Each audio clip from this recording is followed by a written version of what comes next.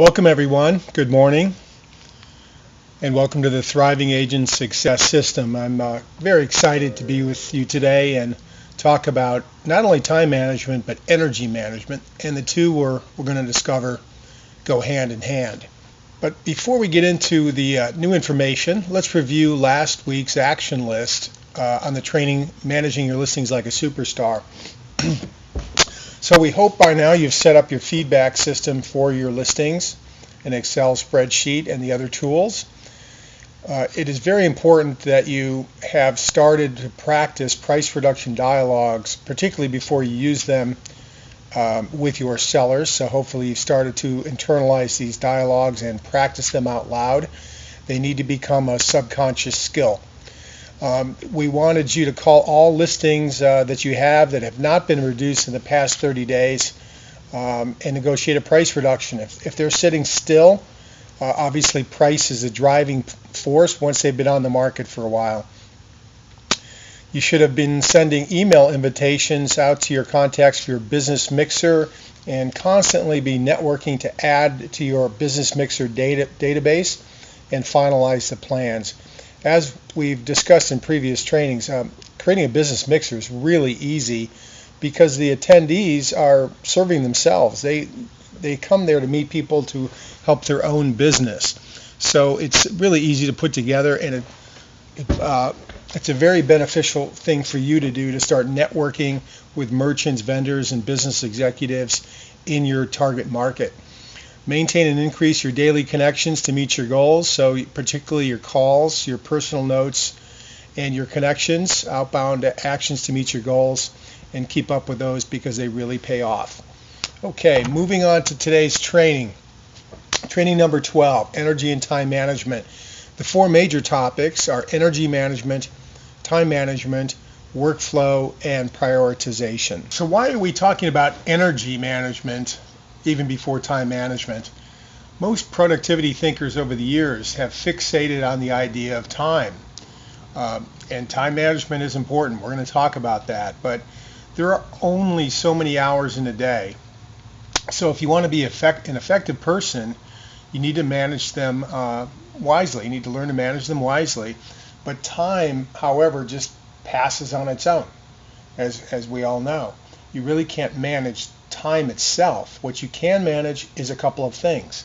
You can manage the energy that you bring to the hours that you work, and of course the prioritization of your actions. We'll talk about that as well. But if you're low on energy in work hours, it doesn't matter if you have a lot of time to accomplish a task, because you'll be so exhausted and slow down, you'll make very little progress. So the point is, if you have adequate energy and manage that energy, you can get many things done in very little time. You become efficient. So let's discuss how to increase energy, at least in summary. Physical energy can be increased by nutrition, first and foremost, energy foods. The elimination of SAD, that stands for the Standard American Diet. Being hydrated is obviously great for athletes. You can see it in sports, in any sport. It's particularly important for real estate agents. You're talking a lot, you're moving a lot, you're out in the field. You need to be hydrated. Having some type of exercise program, even if it's on the light side in the beginning, is really important. So you can start with just walking 3 or 4 times a week and move up from there.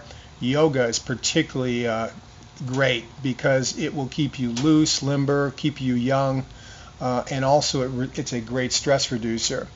Stress reduction techniques, and there's a variety of them, and obviously rest and renewal. So a lot of this is common sense, of course, but it is not particularly talked about in the real estate world. But if you're intending to be a superstar and really achieve your goals that we've coached you to create in your outcome visioning, it's important that you're in great physical condition and have the energy to be a go-getter. So the wise use of available energy is really what leads to results. Energy is finite, but it's expandable. What we mean by that is you only have so much energy to use each day, but our capacity for productive effort can expand. As long as you take care of yourself and pay attention to how much energy you have, you can accomplish a surprising amount of work. Human beings are really unbelievable in that regard. Energy cycles. All hours are not created equal. On a calendar, there's no visible difference between 9 to 10 a.m. and 4 to 5 p.m. But we really know there is on a practical basis in a workday. Research has shown that the body naturally oscillates about every 90 minutes between high and low energy. So powering through a dip in energy can be actually counterproductive. You operate at peak performance in short bursts in a way, and you need to schedule those downtimes to rest. Let's take a look at this gentleman, and I think you can probably guess what he does. This is a world-class Olympic and world champion marathon runner, 26 miles. So anybody competing in this event, you'll notice very, very similar body types, and there's a reason for that. This is what the human body does when it has to go incredibly long distances and expend tremendous energy with no rest. And here is Michael Johnson, the Olympic gold medal U.S. Olympic team 400 sprinter. I think he ran the 200 as well, and relays. One of the most phenomenal physiques you'll ever see. So here's they're both champions. Going back to our marathon runner and then Michael Johnson, we can see just the physical body, how it reacts to different types of energy use. So Michael sprints, rests, and his body can build up and be incredibly strong. And I think I would rather look like Michael Johnson. I don't know about you. So rarely do we think about energy overuse. When working, I would suggest you think more like a sprinter. You can cover a lot of ground in a quick burst, but you can't keep up that pace all day. With a little rest between bursts, however, you can sprint over and over again. If you tax yourself too much, you're going to wear yourself out, and you'll need a longer period of recovery before you'll be ready to go again. At the extreme, some people work themselves to the point of exhaustion, and their body forces them to recover via injury or illness. And also, it's the whole concept of burnout. So it's much better to manage your day where you make calls for 50 minutes, 55 minutes, go, take a little rest. Have a drink of your juice, your smoothie, your coffee, your tea, whatever. Relax for 3 or 4 or 5 minutes. Maybe even close your eyes and do a physical relaxation of your body, and then go at it again. For those of you that have taken yoga and have studied yoga or even Pilates, particularly in certain types of yoga, you'll do a significant exercise and then rest. Go to the dead man's pose, lay on the ground flat and breathe. Because they have studied, this goes back centuries, this sport or art or practice of yoga, and they have found that the body needs that short period of recovery. So we want to adapt that intelligence, that collective wisdom, into your work pace during the day. One or the other. Time should be spent either being productive or consciously resting, otherwise it's wasted. So we don't want you to just go through the day and it becomes a blur. And half work days are often wasted. If you're not being productive, take a break, take a real break. And what I have found in others, and I've observed in others, when you really take a look at this concept and think about it, you become happier. Because with that rest, it's like renewal. And you can actually get more done in a shorter period of time when you take breaks. What are the energy suckers around us? Poor nutrition, obviously. Being around the wrong people, because it brings down your spirit or your karma or your enthusiasm. Worrying about fear. Fear is a major factor which we can address in a number of ways, including some great techniques in our new mind management training that we're developing. Worry, indecision, drama, personal conflict, poor physical condition, and no higher cause or context. What we mean by that is particularly when we talked about outcome visioning. We want you to go on a mission. And the mission is anything that turns you on. It's the why that it is related to our goals. And it could be family, self-reliance, putting kids through college, whatever is important to you. Create it as a higher cause. And I will coach you to put that into what we call a directive affirmation, to remind yourself every day of why we work so hard and are really going for it. So let's identify some energy builders and get into a little bit more detail. World-class nutrition, and we'll have more on this in the mind-body training that's coming up next. Exercise, a thirst for learning, being around the right people, actually writing down your goals and visiting them daily, and reviewing your thriving outcome vision each morning, which is the why we do what we do. So this is a really important list that I would like you to visit every so often, at least once a week in your workbook, because it will really help you start to align towards becoming a top achiever. All right, let's talk about a potential daily routine. Starting in the morning, visit your thriving outcome vision, because as you've probably read in many books or how-to books, self-improvement books in our training, what you can conceive and believe you can achieve, straight out of Think and Grow Rich by Napoleon Hill. Be the advocate for your community. So that helps you put together part of your mission as well.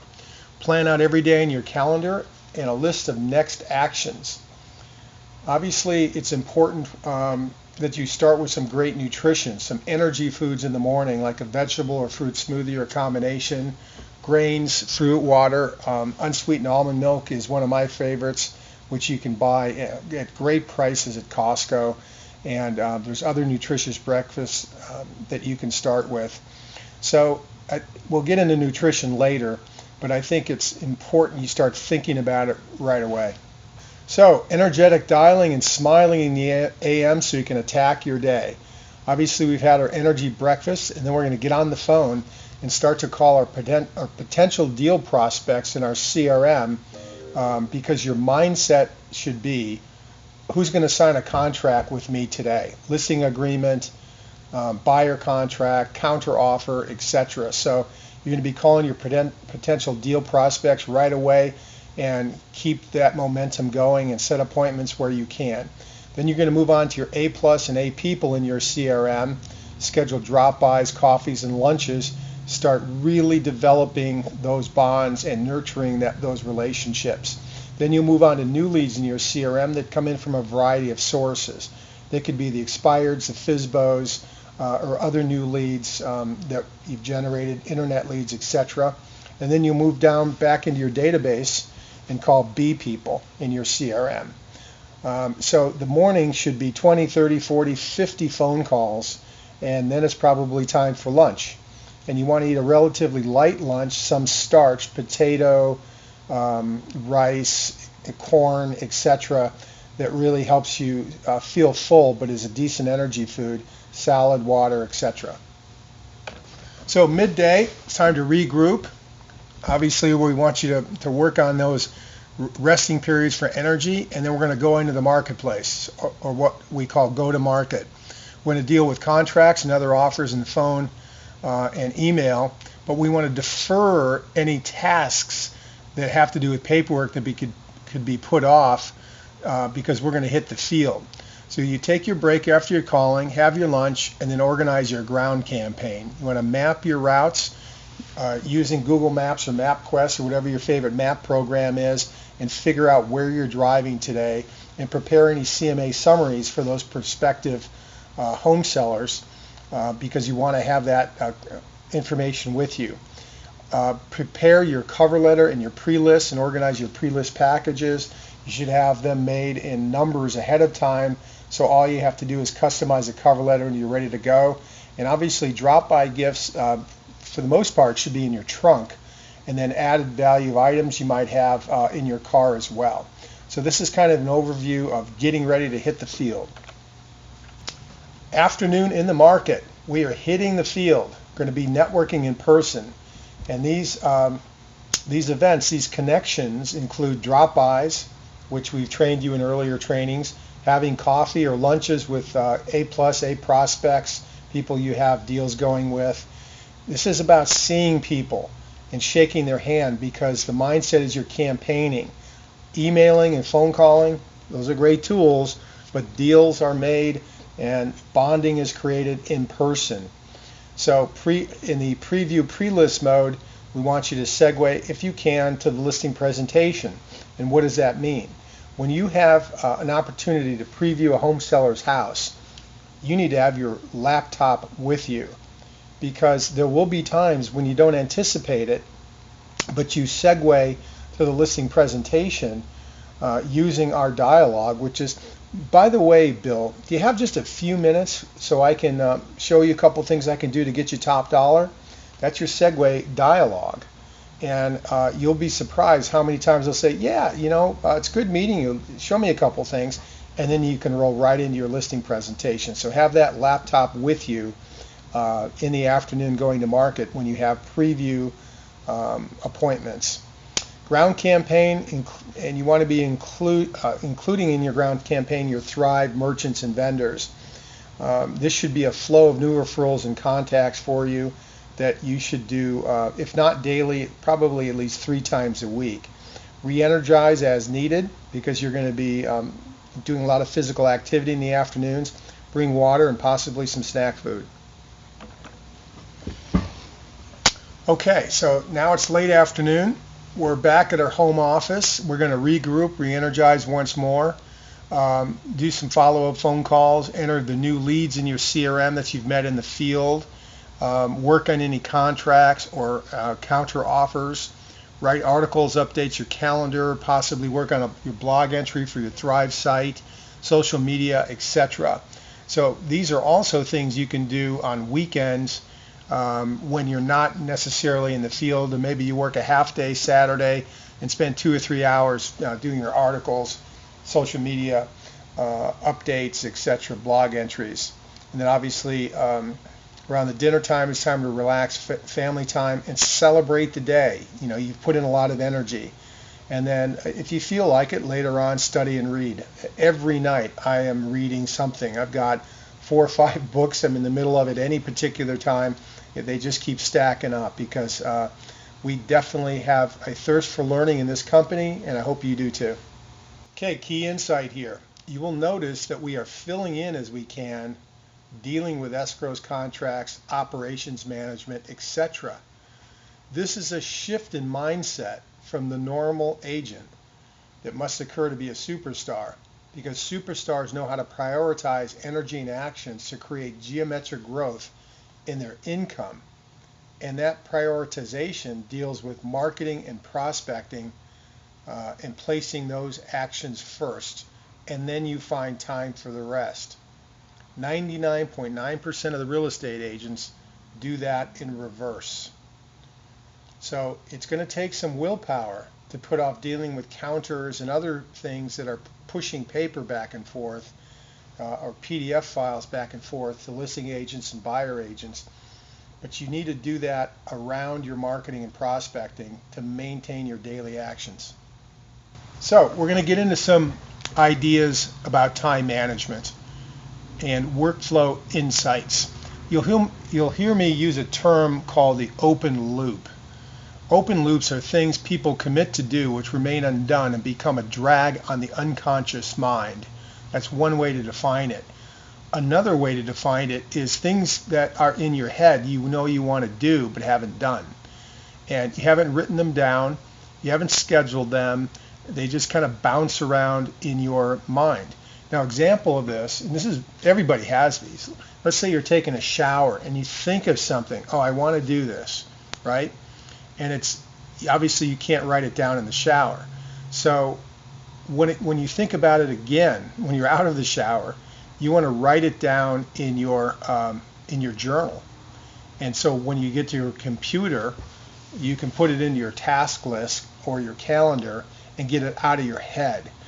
If it's in your head and not in your system, in your time management system or systems, that's an open loop. And what it does is it bothers you. It can bother your subconscious as well.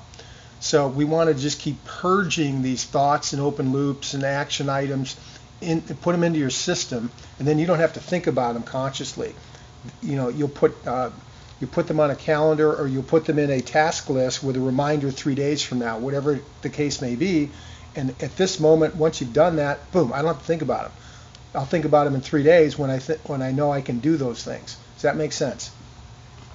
So the workflow insight we want you to really get is capture all one needs to accomplish somewhere outside the brain or your mind.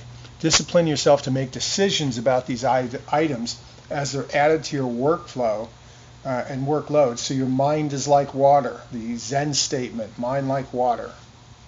Continuing on with some workflow insights, one must write down the outcomes they wish to achieve. Then for every outcome, one must determine the next physical action required to move the situation forward. And those actions must be organized in a system one reviews regularly. Doing these things is the horizontal focus. And these could be lots of different little action items all over the place for different subjects or different projects. So, top-down view in terms of 5 stages of mastering your workflow. And that is number 1, collect, process, organize, review, and do. Collect, process, organize, review, and do. And when you look at it this way, it just makes common sense. But it is a system that we want you to adopt. It's a system of processing action items, projects, and tasks. Collect, process, organize, review, and do. So let's discuss a little bit about the collection stage. In the collection stage, the idea is to gather all your items that remain to be completed and use collection tools that are, for example, physical in-basket, which is obviously paper-based, electronic note-taking devices like the voice recorder in practically every smartphone now, and email and others. So there are 3 collection success factors. You want to open every loop and put them into your collection system and get them out of your head. You must have as few collection buckets as you can get by with, so your system is streamlined and simple, and you must empty them regularly.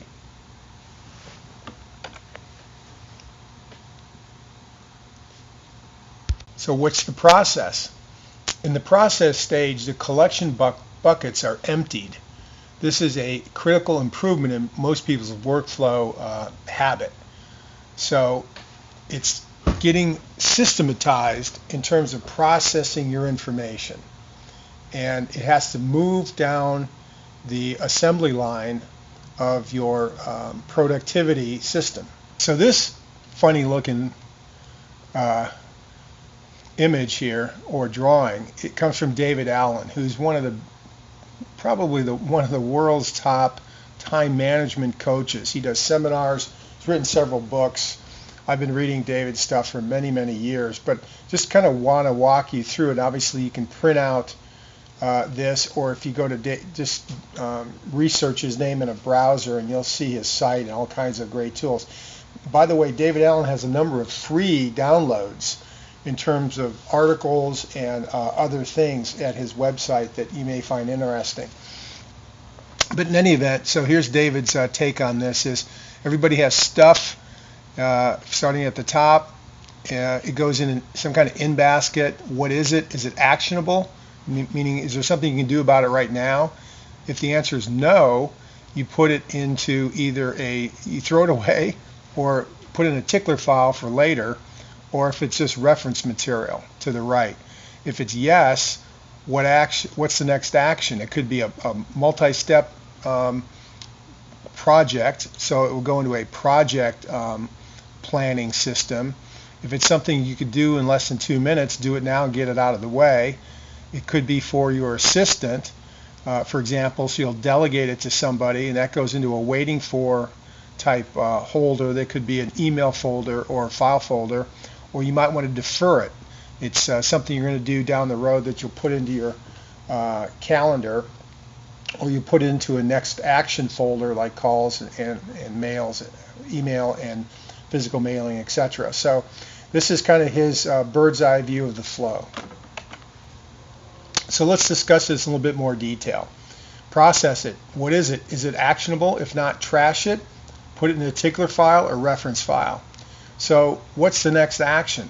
And that's defined as the next physical, visible activity that needs to be engaged in order to move the current reality toward completion. If it's less than 2 minutes, you want to do it. If no, delegate it or defer it, meaning schedule it for later. If it takes longer than 2 minutes, consider it a project, defined as requiring more than one action step. So a project can be just a mini project. It might take 2 or 3 things. For example, I've got to get a new tire on my car, but I don't know where to get it. So the next action might be to research tire places around my house and choose the tire and price it out. And then obviously you've got to schedule your car in there. So there's 2 steps. So it's a mini project, getting a tire in my car, as simple as that. Creating a new marketing piece might be a 15-stage project if it's big for your real estate business, etc. So you get the point. Organization. Number 1, trash can, obvious. 2, incubation tools, a someday inbox, a folder, a delegate folder, etc. And those can be both email and physical manila file folders.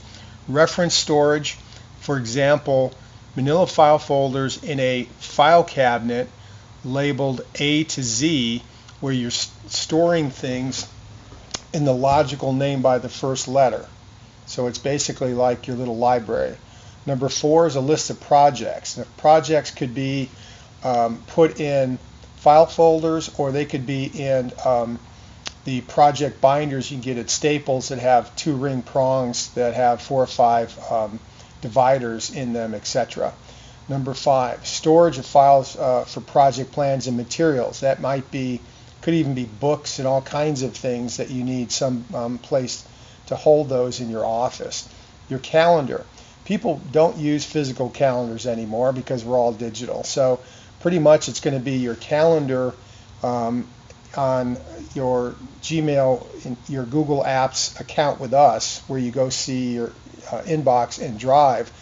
There's a calendar there, and you can sync that calendar with your smart devices and your laptop and your desk computer. So the calendar is really digital and needs to be synced all through your devices. Number 7, a list of reminders and next actions. I use a task list for that has scheduling. Apple has it, Microsoft has it in Outlook, and there is a task list in Google Online in your Thrive email address. And number 8, list of reminders of things you're waiting for. Review.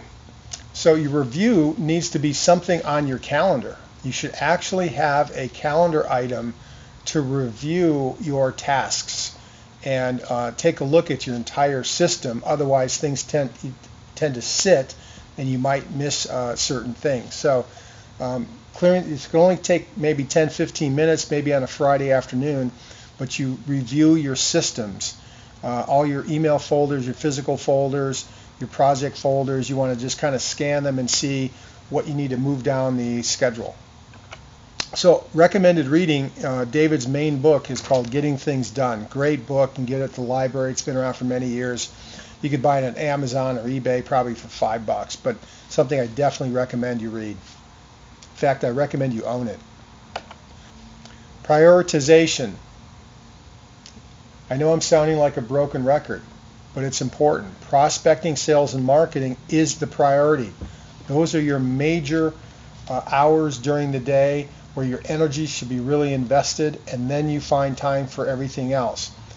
You want to be definitely tracking your outbound calls, your personal notes, and your connections, and making sure they match up with the standards we've set for those accomplishments for your goals. Okay, here's your action list for energy and time management. Number 1, decide what changes you're going to make to gain energy and stamina, and write those in your journal. Number 2, schedule exercise into your weekly routine. Number 3, hold your business mixer this week, even if it's just 3 people. It's so easy to procrastinate some of these projects. This is an easy one. You should have been going through the training by now. You should have had at least some people scheduled for coffee in a coffee shop or restaurant, and start networking in your target market. Number 4, at night, declutter and organize your home office. Number 5, maintain or increase your daily connections to meet your goals. And 6, practice the campaign 1, 2, 3 and departing dialogues daily. So let's preview our next training, mind and body. We're going to talk about a little philosophy in terms of your attitude, which I think is really important. We're going to discuss change versus transformation, how we should plan to win, the ultimate mindset, and then we'll talk about body and nutrition, and this will kind of circle back to what we now know is so important in managing our energy.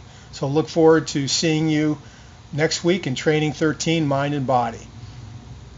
Good luck prospecting, everybody, and it's really a pleasure and an honor for me to coach you.